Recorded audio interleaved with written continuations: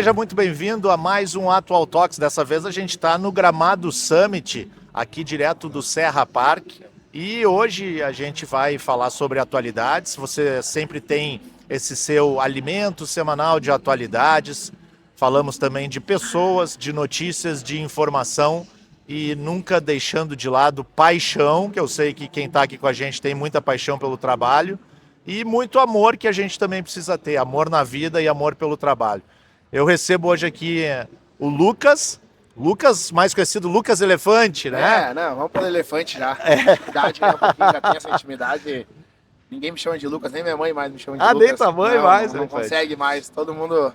Tentei tirar o elefante até lá no início da barbearia. Eu falei, será que não é melhor tirar e tal? Não, melhor deixar assim. Mas é um... Marca registrada. É um apelido carinhoso, né? E o Lucas, para quem não sabe, é o proprietário da franquia, né? E tem a sua própria barbearia, daqui a pouco ele vai falar um pouco mais, da La Máfia. E criou tudo isso, né? Junto com outro sócio, que eu também quero que tu conte como é que tudo isso iniciou. E também tem vários outros trabalhos acontecendo, trabalha lá, né, pelo Grêmio, que eu sei, nós podemos falar um pouco também do Grêmio, mas esse apelido de elefante também, de alguma forma, é um animal bacana, né? Um animal que remete a dinheiro, por exemplo. Sabe, né? que eu usei um pouco da história do elefante, mais uma coisa que eu fiz, né? Tentei me candidatar a vereador de Porto Alegre, né? Ano passado, então concorri ali, e o meu slogan é "Nunca esqueço de você", né? Sobre a memória do elefante, né? Então casei um pouquinho com o apelido ali. Mais uma coisa que eu fiz na vida aí. Sei.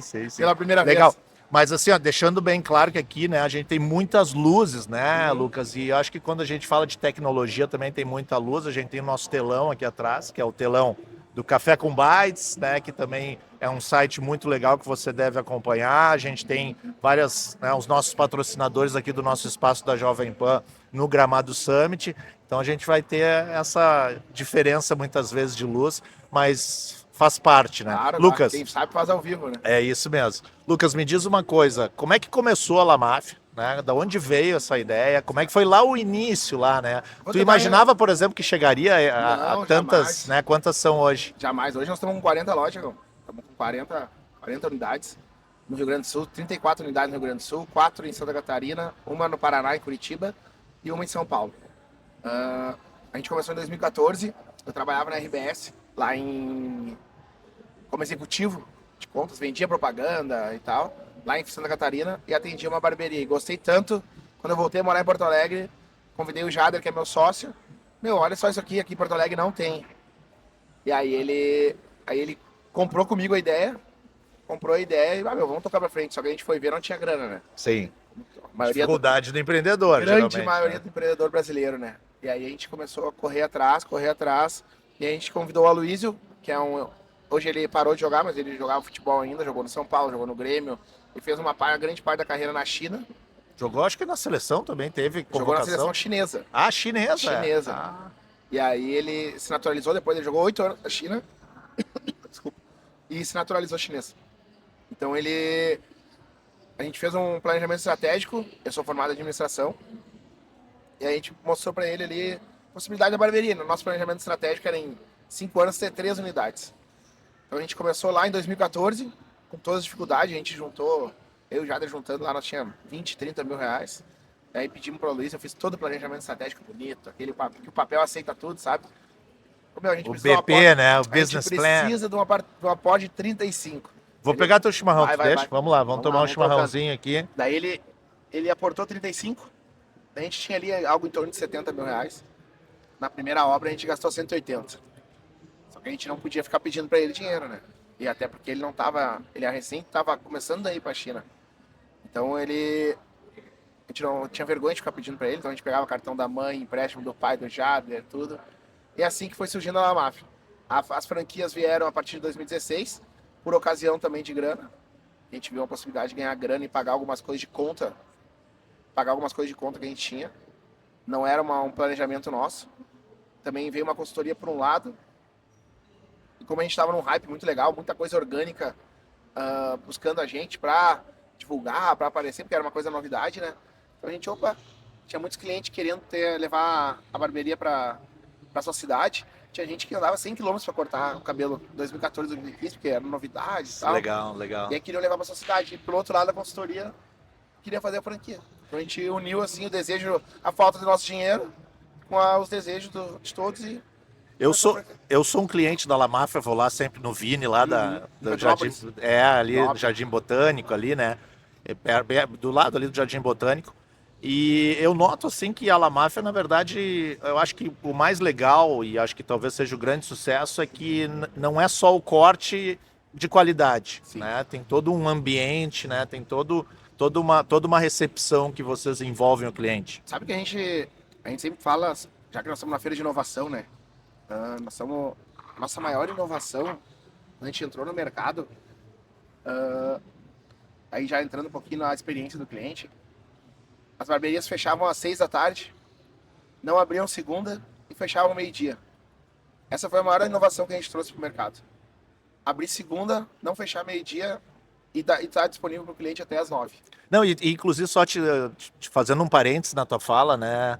Ontem eu ouvi uma palestra da Suzana Kakuta, que é hoje a diretora lá do SESI, Senai, e ela falou muito isso, e o Pedro Valério do Instituto Caldeira também falou muito isso, que às vezes a gente acha que a inovação é o rocket, né? Que é mandar um foguete para o espaço. E às vezes a inovação está em coisas que parecem ser simples, mas que geram essa inovação, né? E a barbearia, ela foi uma das primeiras profissões que existiu. Porque o barbeiro, ele surgiu como um anestesista, né? Ele fazia o corte na cirurgia na guerra, na Primeira Guerra Mundial. Sim. Então, há muito tempo existe barbeiro. Só que aqui no Brasil e no resto do mundo parou no tempo, né? A gente ia nas barbearias, aquela que a gente visualizava era o tiozinho, aquele brabo, sem agendamento de horário, o chão sujo, sem ar-condicionado. Então, o público masculino todo se mudou com essa parte de atendimento pro salão de beleza, que entregava tudo isso, um ambiente legal, um ambiente despojado um pouco. Então a galera começou a ir para lá. Então essas foram algumas inovações, essa inovação que a gente trouxe mais. Fora isso, a gente foi a primeira barbearia a ter um aplicativo próprio da América Latina. Legal. Porque a gente sempre pensou que a gente tinha que estar disponível ao cliente. Então tudo isso gerou experiência para o cliente. Então por que o cara não podia marcar de madrugada? Por que o cara não podia marcar de manhã? Por que o cara não podia marcar... Ele que tinha que ficar disponível para marcar o horário que ele quisesse. Nós tinha que estar disponível 24 horas para ele. Então a gente trouxe esse tipo de inovação também, agendamento e tal, porque antigamente não tinha agendamento, né? Antes da gente entrar, o cara era por marcação de horário. A gente não, né? Hoje as pessoas andam correndo, não tem como, né? Bom, La Máfia, 40 lojas aí, né? Várias franquias, tem em Santa Catarina, tem no Paraná, tem uma em São Paulo também e em franca expansão. Mas eu quero ouvir um pouco mais de ti agora sobre o empreendedor, né? O empreendedor elefante, né? O empreendedor Lucas. Como é que tu vê hoje, né, empreender no Brasil? A tua experiência e como é que é empreender no Brasil hoje? Eu tento sempre cuidar pra gente não falar mal, né? Porque provavelmente a maioria das Aqui tu pessoas... pode falar o que tu quiser. Não é nem por isso. Eu acredito muito que a palavra tem poder. Então quanto mais tu fala mal, mais tu fica mal. Então a gente... Tem muita coisa difícil. Por exemplo, a gente pagou nossa última parcela de empréstimo da primeira unidade que a gente fez em dezembro de 2019. Eu e o Jader saímos para jantar para comemorar isso. Em fevereiro estourou a pandemia de 2020. E a pandemia, ela não teve um apoio assim, porque aconteceu, a gente parou de faturar da noite pro dia.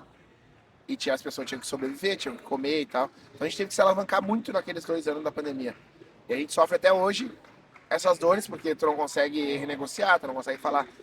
Então, tem algumas dores que a gente diz, né? Eu digo muito que os nossos governantes aqui, eles são guarda-chuva em dia de sol, né? Só para quem não precisa, que eles apoiam. Só tem dinheiro para quem não precisa, né? Então, é uma coisa bem difícil. Eu vejo muita gente também reclamando muito de mão de obra e tal. Esse é um problema absolutamente grave, assim, que a gente tem, difícil também. Mas também eu vejo muito empresário deixando de treinar suas equipes.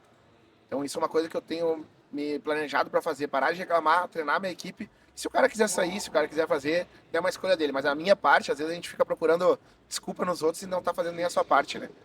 Hoje tem muita gente que diz que os jovens, enfim, ou que muitas pessoas, até por ter alguns benefícios, ou por ter várias possibilidades de profissão com a era digital, aquela velha frase, o povo não quer trabalhar. O que tu pensa disso? Eu acho que os jovens estão vindo com uma coisa que a gente não teve coragem de fazer, né? que é utilizar o tempo para se divertir. A gente foi muito treinado para trabalhar. E a galera tá vendo que a gente precisa ter tempo para a cabeça, a gente precisa ter tempo. E o dinheiro não é tudo verdadeiramente, né? A gente vem de uma era que a gente está correndo atrás do dinheiro 24 horas. E o dinheiro está cada vez mais longe. Entra juros, entra com uma canetada, tu vai dormir rico e acorda pobre com uma canetada que os caras mudam lá. E os jovens não estão nem aí, eles não têm apego a dinheiro, eles não têm apego à empresa, eles têm apego a eles, ao tempo deles. Eu acho que, claro, e nós temos que se programar para essa mudança, não é? É a galera que está vindo nova, é a galera que vem com informação. Imagina só se a gente não mudar nossas escolas, as escolas da mesma forma há 100 anos. Como é que tu vai prender a atenção de um cara 4 horas? Como é que tu dá aula para uma pessoa, a minha filha, por exemplo, tem 11 anos, 7h30 da manhã, num dia de frio como hoje. Até ela engrenar é 10 horas da manhã, né? Ela não aprendeu nada. É verdade. Então, ou a gente muda a nossa forma de ensinar, ou então nós vamos sofrer lá na frente reclamando que os jovens não querem trabalhar. E o mais incrível é que a gente está nesse modelo, por exemplo, assim, de 2 turnos escolares, né? O meu filho também acorda às 6h30 da manhã para ir para a escola. E esse modelo vem aí, enfim, há 50, 60 anos, né? E a gente já viu e sabe que nos países de primeiro mundo esse modelo não existe, né? É um modelo de turno único que proporciona aí uma série de outras atividades também para os alunos. Sim, hoje eles formam pessoa, né? Não aluno, né? Então tem que formar pessoa através do esporte, através do empreendedorismo, através de conhecer e planejar a vida do cara para frente, né? Eu não acho que tem que deixar de ter ensino como algumas aulas, biologia, essas coisas físicas, aquelas coisas que a gente diz as formas de massa que tu nunca mais vai usar. É. Acho que conhecimento tu alimenta tua mente, né? Teu software aí tá sempre se alimentando, né? Então, não acho que tem que parar, mas acho que a gente tem que olhar e rever se nós estamos caminhando da forma certa, porque senão nós vamos seguir criando jovens e reclamando deles. Só que os países do primeiro mundo, eu sempre comento, né, que ele oferece oportunidade do jovem conhecer o seu potencial, entender a sua habilidade maior, né? E isso acho que realmente a gente não tem aqui ainda no Brasil. Não tem, não vejo nem, porque até escolas particulares, né, não conseguem entregar isso. Né? Então, e nós estamos aí 40 lojas, o ano passado a gente faturou 25 milhões, esse ano a gente planeja faturar quase 30. Estamos nesse segmento, estamos crescendo, muitas lojas crescendo. A gente também parou de olhar para a janela, estamos olhando no espelho, né? Eu escutei essa frase numa palestra aqui nossa, que teve aqui no Gramado Summit, e achei espetacular. Procurar desculpa lá fora e olhar para dentro. Então, alguns temas de casa que é simples fazer, olha os teus números ali que eles entregam tudo. Por exemplo, eu descobri que 78% dos meus clientes vão uma vez por mês na barbearia. Então o dinheiro não está na rua, ele está ali dentro. Eu fazer esse cara vir mais de uma vez. Só assim eu aumento consideravelmente o meu faturamento. Exato. Então, às vezes, o empresário fica procurando lá na rua a solução e ela está dentro da tua casa, né? Uma outra inovação, talvez, né, de vocês, não sei se vocês foram a primeira, mas acho que tem a ver muito com isso que tu falasse, é a questão das assinaturas, né? Como é que funciona? Assinatura hoje, é o mundo que está caminhando, né? Onde a gente assina, bota no cartão de crédito para recorrência, né? Então, assinatura nada mais é do que isso. Tu te mantém alinhado pelo tempo que tu quer e tu escolhe o momento que tu quer ir na barbearia. Então, assinatura, tu paga lá um valor X e tu paga quantas vezes tu quiser. Então, é uma coisa novidade no mercado, no mercado de barbearias. Algumas veio antes da gente, tem gente, é uma barbearia de Curitiba que começou forte a fazer isso. E é o futuro, não tem o que fazer, né? Você tem que se adequar, tem que adequar valor, tem que botar na cabeça dos barbeiros, porque a barbearia ela molda a cabeça do barbeiro para fazer diferente, para atender e ganhar comissão sobre aquilo. Ele não consegue calcular e se diferenciar através da assinatura. Bom, o Elefante já disse que a mãe dele chama ele de Elefante, então eu não fico com vergonha de chamar. Elefante, agora falando um pouco aí mais de paixão, né? Sim. Paixão pessoal, né? Como é que é a tua vida familiar e também como é que é a tua relação com o Grêmio? Hoje eu tenho uma filha de 11 anos, que é a minha vida, né? Hoje eu me divido entre ela e a máfia, né? Então, também tentei entrar na política ano passado, fiz uma votação legal pela primeira vez, fiz 2.500 votos, então todo mundo disse que foi muito legal. Temos essa possibilidade também, agora ir no ano que vem em deputado e tal, tentar ajudar alguém. E o Grêmio é uma paixão desde pequeno, né? Meu avô, meu pai, que me levaram para essa paixão. Hoje sou conselheiro lá do Grêmio. Esse ano tem eleição lá também, vamos entrar de cabeça nessa eleição. Sempre pensando no Grêmio, né? Muitas pessoas me diziam antes de entrar pro conselho que depois que tu entra, tu começa a odiar o Grêmio, porque os internos, as veias são um pouquinho complicadas. Mas é isso, estamos lá lutando, tentando alimentar, porque eu aprendo bastante também lá no Grêmio. Meu trabalho de conclusão da faculdade em 2010 foi como atrair e manter torcedores no Grêmio. Em 2010 eu já pesquisei sobre isso e já vi como tem possibilidade de um clube de futebol gerar receita e não depender tanto da televisão. Só que eles não fazem porque ainda é muito político interno, né? Não é de qualificação profissional, né? Então tem muita coisa para fazer, tem muita receita que os clubes deixam parado. Em compensação, minha mãe é colorada, né? E é conselheira do Inter. Então lá em casa tem uma briga quase diária, né? Com isso. E quem é mais fanático? E agora? Minha mãe foi para Dubai, né? Lá, ver o Mazembe lá ganhar. E eu sempre acompanho o Grêmio quando dá. Então, lá em casa, na verdade, minha família é apaixonada por futebol, né? Tu pegou muito no pé dela quando ela estava lá em Dubai? Claro. Eu falo pra ela até hoje que ela paga até hoje a parcela ainda. Não, mas só que eu tenho uma história. Eu fui para Dubai também, né? Ver o Inter lá. Sou colorado também, fanático, né? E aí meus amigos diziam, né? Pô, mas tu foi até Dubai para ver o Inter? Pô, melhor do que eu estar ali na Guete, né? Não, e ela eu tô em Dubai. E ela me responde assim, tu nunca foi lá? Então... Tá bom, né? Cara, legal, bacana falar contigo, te agradeço aí, né? Eu ainda não te conhecia pessoalmente, te conhecia de nome e te desejo todo o sucesso do mundo aí, a gente está sempre à disposição aqui. É um prazer estar aqui com vocês e ver esse crescimento aí da Jovem Pan aqui em Porto Alegre, no Rio Grande do Sul. Tu, Cipriani, fazem um trabalho espetacular aí, sabe que precisar da gente, contar com a gente lá na Máfia, sempre prazer ter vocês aí na volta. Valeu, irmão. Valeu, gente. Tudo Fique de com bom. Deus aí e bora inovar. Atual Talks fica por aqui, mais uma edição, sempre aos domingos, 18 horas a gente lança um episódio ali no YouTube e você também pode nos acompanhar nas redes sociais, @Atual Talks. YouTube da Jovem Pan Poa, também no Instagram, @Jovem Pan Poa. Valeu, gente, abraço. Valeu, rapaziada.